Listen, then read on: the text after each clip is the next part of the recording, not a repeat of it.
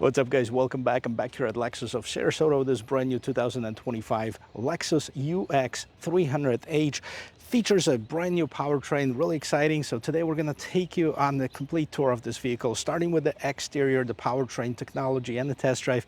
So if you like watching videos like this, don't forget to check out the rest of my channel, hit the like and subscribe button. Don't forget to turn on that bell notification ring bell so you won't miss any of the content that's coming out. Now let's get back to this.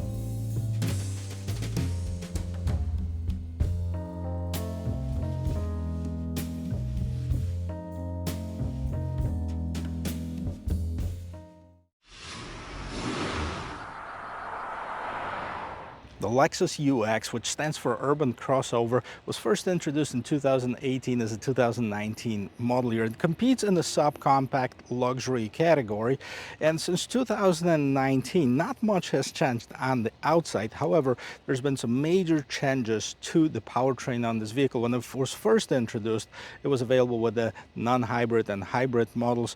In 2023, Lexus came up with the hybrid only. Now, for 2025, we have the upgraded hybrid system, which we're going to talk about it in just a little bit, but let's talk design first. So there's no differences between 2024 or 2025. You might see a different fascia on the outside, and that's because the F-Sport and the F-Sport Performance feature slightly more aggressive front end. This is the premium model, which is the second from the bottom, and let's see what we have. A fairly short hood, now flat on the top right here, kind of rounded off in the front. We have the bi-LED headlamps with the daytime running lights that are LEDs as well, but the turn signals are still incandescent. And if you scroll down here, this trim piece is slightly opened on the side, allowing more air to pass through for that better aerodynamics. And of course, we have this huge Lexus big mouth grille with the Lexus emblem in the middle. We have the Toyota Sensing or Lexus Sensing 3.0 and some chrome accents at the bottom of it. Now let's pop the hood and let's see what this new hybrid is all about. And here we still have the 2-liter 4-cylinder hybrid engine, but now it produces 15 more horsepower. Total output is 196, and that's due to the larger electric motor and the different battery pack. Made it to a CVT transmission. Power gets delivered to either front-wheel drive or all-wheel drive. This is a front-wheel drive. 41 on the expressway, 45 in the city, 43 is the combined gas mileage, which is really good. Now on the side, we still have this ugly prop stick and some sound insulation underneath the hood, which should make for a nice and quiet ride.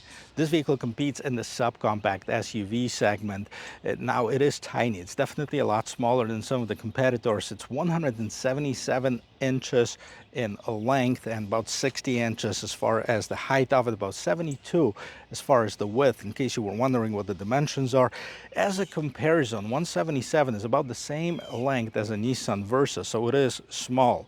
Now this particular one is the premium trim, but it has been upgraded with the 18-inch wheels. In the satin black, we have the Bridgestone Turanza tires, 255 by 50 is the size of it. Of course, the all disc brakes in the front and the back, and you have this cladding that's been painted the same color as the rest of the car.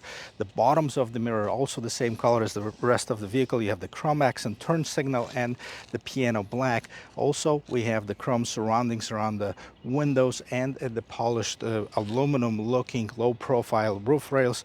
Keyless entry system. As long as the key is somewhere on, you can lock and unlock this vehicle. You have the matte black skirt with some kind of a very fancy lines on the side. Now let's take a look in the back.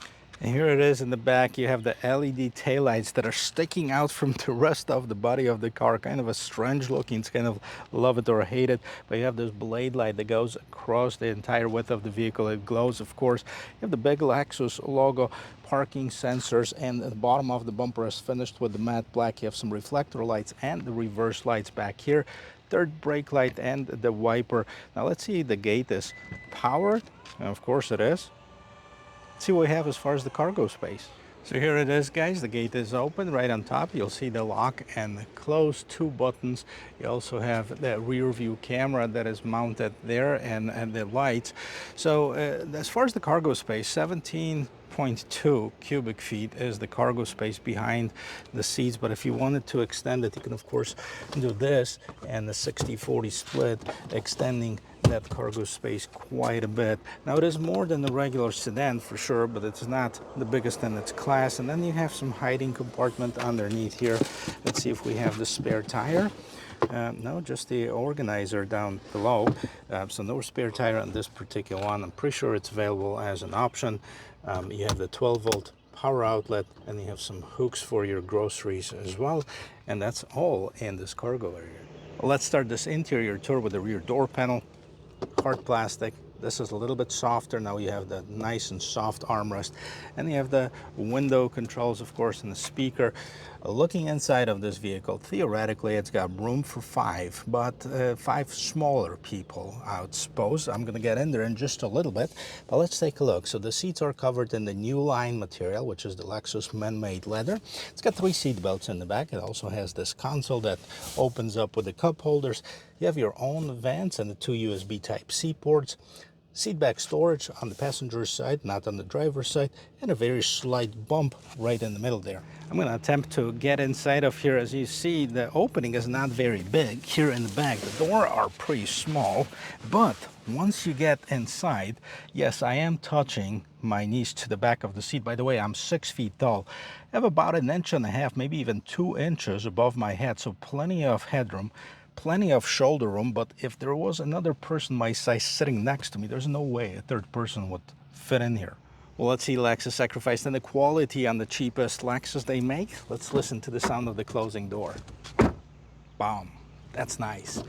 All of the UXs are made in Japan, and that speaks for itself. A good quality, a very high work ethic, etc. This is a slightly softer material that we've seen in the back, but I kind of would like to see something to break it up. Now you see this different color. This is nice and soft as far as the armrest. And then you have the window mirror lock controls. A little bit of storage at the bottom here. The seats are power for both driver and passenger seat. A little bit more profiled. Still the new line. This is not leather. It's perforation in the middle. You have some fancy stitching on the sides here, and on the left hand side the only thing you have is the auto trip button, as well as the dimmer for your instrument cluster. Take a look at the interior of this 2025 Lexus UX300h. Definitely nice. I like it. Look at this material. I don't even know what it is. Kind of look like felt mixed with nylon. Some stitching on the side. You can see some vents, and you have this. We have the smaller screen on this one, but this year you can upgrade to a larger one. We'll talk about it in just a little bit. A steering wheel on the larger side, but nice to the touch. Typical Lexus fashion. You have very soft leather. You have some stitching on the inside of it, Lexus, and this satin chrome, and then you have a bunch of buttons on either side. Now this one controls what's going on in the instrument cluster. You also have the volume button, voice control, phone, and then you have the cruise control, adaptive cruise control, different modes for your stereo. Here's a 12.3-inch digital instrument cluster. Let's see what we can change here. So let's see, go side to side, and now we can see. So EV driving ratio, so we have the, we can customize the screen actually. We can go from 1 to 3, and let's see, hold OK to customize. Now we can change what's going on right here in the middle, whether it's blank. We can put map in here. We can put driving support, map 1 or map 2. And as we go to the side, you can put drive info, energy monitor, G-force, or blank. And the same thing with the left-hand side. EV driving ratio, EV driving support, adaptive cruise control, navigation. I'm going to leave that here. What would I like to see right here in the middle? Okay, we'll leave it at driving support, and fuel economy on the right. So there's definitely some customization here. Nice display. Right on top you see the temperature, the time. In the middle you see the miles per hour, so your speed gear indicator. You can exit the meter customization. Now we'll see what's going on. So now, since there's no navigation, it displays a compass. adaptive cruise control mode in the middle, and on the right hand side you see the range, and also a bunch of icons here at the bottom as far as the lane keep assist. You have the cruise control, and you have some other safety features. And right here on the sides you can change different drive modes, so you can go to sport, normal, and eco. So 3 different drive modes available. On the other side, that's where you'll push to turn off the traction control. Right now it displays a traction control turned off. That's what we have in the instrument cluster. Move to the infotainment system. Now this is, like I mentioned, the 8-inch screen, the smaller screen. You can upgrade for the bigger screen, or it comes standard in the top of the line model. And turn off power volume button. Right now the same system as you've seen on pretty much all of the new Lexus or Toyota models. I'm going to set it up later. Yes, I want to cancel the setup. So navigation, that's cloud-based, so you have to subscribe to it. You know, we have the FM, AM, Sirius XM as far as the radio.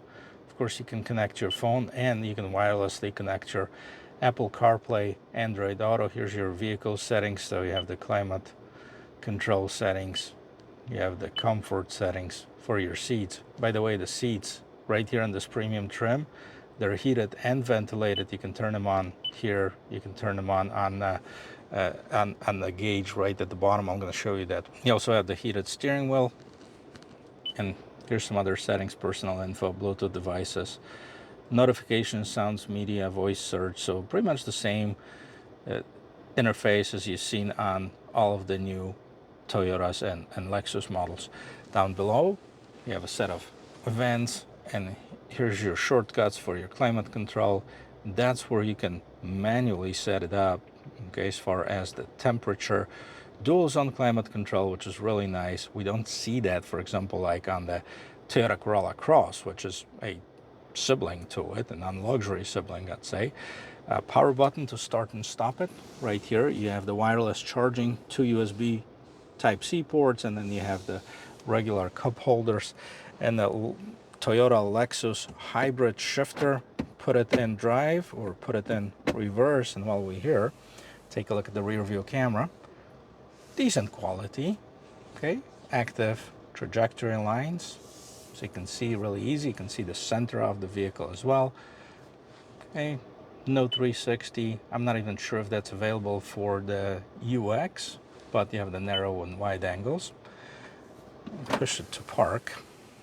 And this is another way to control your heated ventilated seats and heated steering wheel. It's right here. EV mode, brake hold. Okay, you can open the console. You have an additional USB Type A port and a 12-volt power outlet here. Right on top, regular mirror. Then you have your SOS button. And then you have your sunroof control. The sunroof is the regular size, it's not panoramic. And we have the illuminated mirrors. By the way, this mirror also features the HomeLink system. This is the interior of this 2025 UX. Let's talk about pricing and take it for a spin. The UX is the least expensive way to get into a Lexus brand. So it starts at $37,490 for the regular UX hybrid. Front-wheel drive, if you want it all-wheel drive, it goes up to $39,060. The UX300h Premium, which is the one that I'm sitting in right now, $40,690 for the front-wheel drive, $42,260 all-wheel drive. Now with the F-Sport design, $41,440.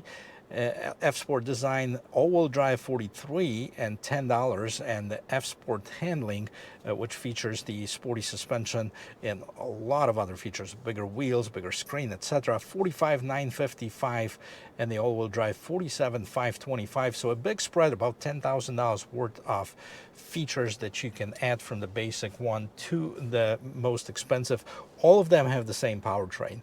Now, yes, they're tuned differently as far as the suspension of the F-Sport handling, so we're not going to have it in this, but as far as the acceleration, it should be pretty close. We'll see how it handles on the road. It's very quiet. It starts off with the EV mode. Right now we have the traction control off, which is fine. Let's see if we're going to get some wheel spin if we're going to do the offline acceleration, but really nice to drive. Very comfortable as far as the seats, and surprisingly a lot of room for the driver. I'm going to go in between this row. I'm going to see if I can turn this vehicle fully around in this parking lot here to see the turning radius. So let's turn the steering wheel to the left and let's see if we can make a circle. It's going to be close. Okay, we are making it here. And can we make it on the other side? Yes. So you can turn around pretty much anywhere. Not bad at all. And a slight off the line acceleration in this parking lot, but we're going to try to do it on the road as well. Make sure nobody's here. Stop. Yeah, we got some wheel spin in here. Traction control was off. It's not bad. I think it's been rated in the mid 7 seconds or so. So definitely it's going to give you enough power to safely merge into traffic. Is it going to win any competition? Yeah, maybe between this and the Priuses.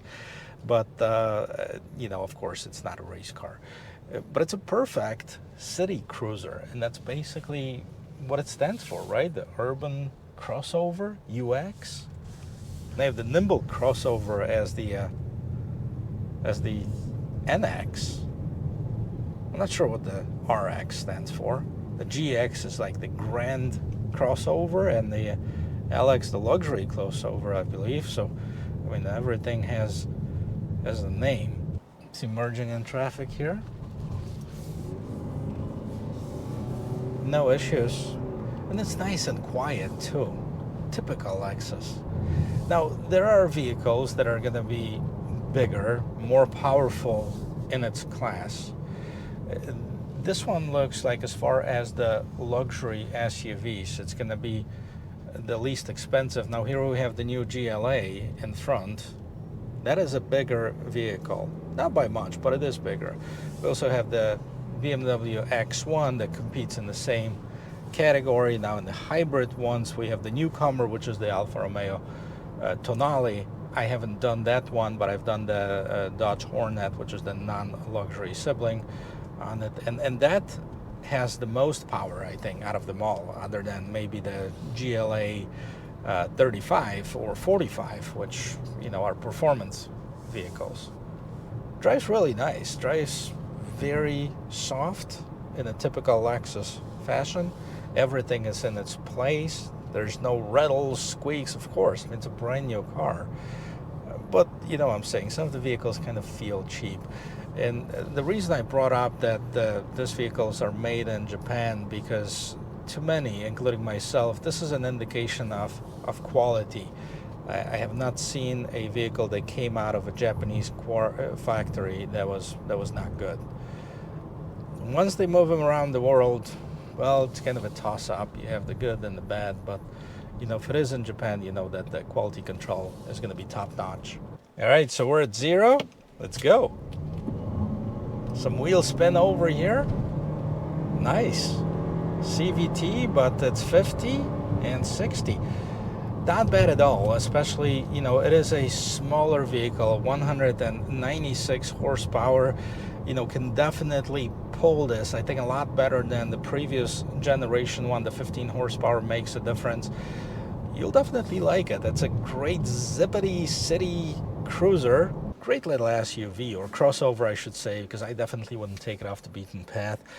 But for around the city, you know, set up slightly higher. You have the good visibility. You can, you know, park it pretty much anywhere. Great gas mileage, and a price that won't break the bank. I like it. Let me know what you think about it. Thanks for watching. I hope you liked this video, and I hope you learned 1 or 2 things. And if you did, that means I've done my job. So don't forget to subscribe to the channel. Give me a like and turn on that bell notification ring bell so you won't miss any of the content that's coming out. And I'll see you in my next video. Cheers.